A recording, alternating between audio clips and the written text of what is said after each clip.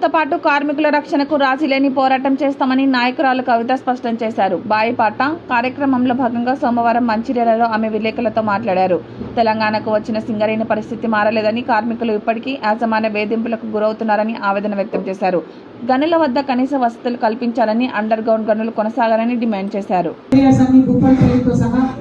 ఈ దఫా బొగ్గుబాయి యాత్రలో అందరినీ కూడా కలవబోతా ఉన్నాం. మరి ప్రధానంగా ఇవాళ తెలంగాణ రక్షణ సేన అనేటటువంటి ఒక కొత్త ప్రాంతీయ పార్టీని ఈ రాష్ట్రంలో ప్రారంభించుకోవడం జరిగింది. ప్రజలందరి ఆశీస్సులతోని ఏప్రిల్ 25వ తారీఖు నాడు మేము పార్టీని ప్రకటించుకోవడం జరిగింది. మరి పార్టీని ప్రకటించుకున్న తర్వాత రైతులకు సంబంధించి అనేక అంశాలను టేకప్ చేయడం జరిగింది. విద్యార్థులకు సంబంధించి స్కూల్ ఫీజుకి సంబంధించి అనేక అంశాలను టేకప్ చేయడం జరిగింది. నిరంతరం ఏప్రిల్ 25 నాడు పార్టీ ఆవిర్భావం జరిగితే నిరంతరం ప్రజల్లో ఉంటూ రైతుల సమస్యల గురించి మొదలు పెడితే అనేక సమస్యల మీద కూడా పోరాటం చేస్తూ వస్తా ఉన్నాం.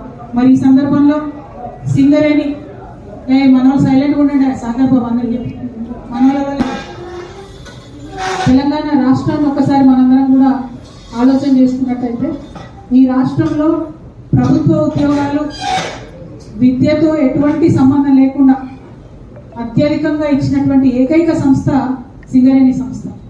ఇప్పటి నుంచి కాదు, 127 ఏళ్ల నుంచి ఈ తెలంగాణ గడ్డకు భూమ పెడుతున్నటువంటి సంస్థ సింగరేణి సంస్థ.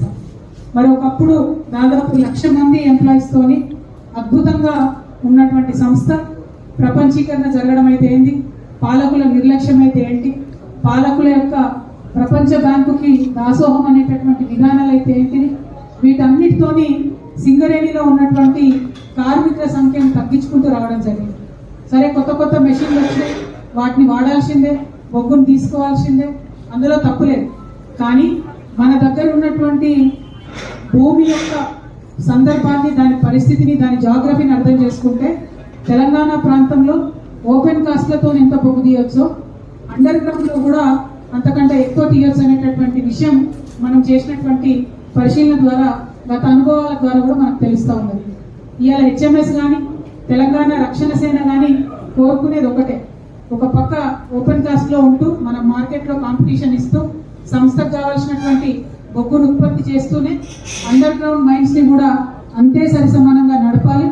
దానితోని అనేక మంది తెలంగాణ యువతీ యువకులకు ఉద్యోగం ఇచ్చేటటువంటి ఆస్కారం ఉంటుంది. కాబట్టి అండర్ గ్రౌండ్ మైన్స్ ని కూడా మనం కొత్త కొత్త వాటిని ఐడెంటిఫై చేసుకోవడం, వాటిని ఓపెన్ చేసుకోవడం అనేటటువంటిది ప్రధాన బాధ్యతగా పెట్టుకోవాలి. మరి అలా టీఆర్ఎస్ పార్టీ పెట్టినాం కాబట్టి మా బొగ్గుబాయిలో దిగుతున్నటువంటి ఖని కార్మికుల యొక్క ఆశీర్వాదం కోసమే ఈ బొగ్గుబాయి యాత్రను కూడా చేపట్టడం జరిగింది. బొగ్గుబాయికి సంబంధించి మరి తెలంగాణ ఉద్యమ సందర్భంలో కూడా మనం చెప్పుకునే వాళ్ళం చాలా బాధతో, దుఃఖంతో. మన తెలంగాణ బతికేంద్ర అంటే దుబాయ్, బొంబాయి, బొగ్గుబాయి అని చెప్పుకునేటోళ్ళం. తెలంగాణ వచ్చిన తర్వాత మన కార్మికుల పరిస్థితి మన మారిందా అంటే ఇప్పుడే మేము కాశీపేట మైన్ పోయి వచ్చినాం. ఎక్కడ చూసినా మేనేజ్మెంట్ దౌర్జన్యం, ఎక్కడ చూసినా ఆనాడు బ్రిటిష్ కాలంలో ఎట్లయితే మన దేశం వాళ్ళను తక్కువ చేసి చూసిండ్రో ఇలా కార్మికులను అదే తరహాగా మేనేజ్మెంట్ చూస్తుందంటే బాధ అనిపిస్తా ఉంది. కనీస మానవ హక్కుల పరిరక్షణ లేకుండా, చిన్న చిన్న సౌకర్యాలు కల్పించకుండా, ఆఖరికి మంచినీటి సౌకర్యాన్ని కూడా కల్పించకుండా మరి అత్యంత కర్కశంగా మేనేజ్మెంట్ వ్యవహారం చేస్తున్నారు.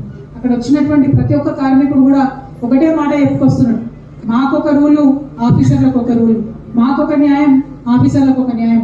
పని గంటల మీద కానీ దేని మీద కానీ కనీసం నియంత్రణ లేకపోవడం. ఏమన్నా అంటే నువ్వు నేను చెప్పిన పని చేస్తావా, సస్తావా, లేకపోతే నీకు ఇలా అటెండెన్స్ అయ్యానే కాడికి వచ్చినటువంటి పరిస్థితి. ఏమన్నా ఇంకొంచెం గట్టిగా బలంగా మాట్లాడితే షిఫ్ట్ మార్చుడు, ఇంకా ఎక్కువ మాట్లాడితే సస్పెండ్ చేసుడు. ఇవాళ కూడా మేము పోయిన మైన్ కాడ ప్రతి శనివారం వస్తుందంటే ఉద్యోగాల జాతరలో ఇంకోటో ఉండాల్సినటువంటి సింగరేణిలో ఇవాళ ఎంతమందిని తీసేస్తున్నాం, ఇవాళ ఎంతమందిని షిఫ్ట్ చేంజ్ చేస్తున్నాం, ఇవాళ ఎంతమందిని సస్పెండ్ చేస్తున్నాం అనే కాడికి మేనేజ్మెంట్ ధైర్యానికి వచ్చిందంటే డెఫినెట్ గా ఇది ప్రభుత్వం ఇచ్చినటువంటి అలసత్వమే. నేను కాంగ్రెస్ ప్రభుత్వానికి హెచ్చరిక చేస్తా ఉన్నా, ప్రభుత్వం మీరు జోక్యం చేసుకొని సింగరేణి సంస్థలో ఉన్నటువంటి డబ్బును దోచుకుంటున్నారు, సింగరేణికి బకాయి పెడుతున్నారు. కానీ సింగరేణి కార్మికుల యొక్క రక్షణ విషయంలో మాత్రం మీరు కంప్లీట్ గా ఇగ్నోర్ చేస్తున్నారు. నిన్నదాకా ఇక్కడ బట్టి గారు వచ్చిపోయింది, ఆయననే పవర్ మంత్రి, ఆయననే గనుల శాఖ మంత్రి కూడా ఉన్నట్టున్నాడు. సింగరేణి